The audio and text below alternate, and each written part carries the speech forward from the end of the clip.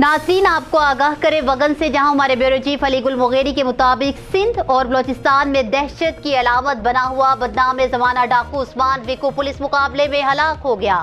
आपको बताएं कि एसएसपी कंबर की सरबराही में कंबर शहदाद कोट पुलिस ने मुकाबला करके जवानों की शहादत का बदला ले लिया।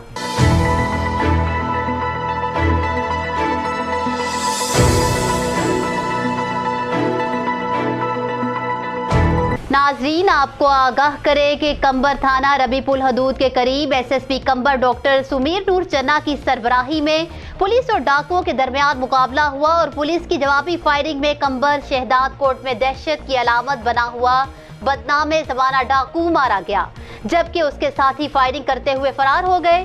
फरार होने वालों को ढूंढने के सिलसिले में पुलिस का ताक़ुब जारी है, जबकि हलाक डाकू पर सिंध के मुख्तलिफ थानों में 114 मुकदमा दर्ज थे और हलाक डाकू पर कत्ल, डकैती, अगवा, बराए तावान समेत दीगर मुकदमा दर्ज थे।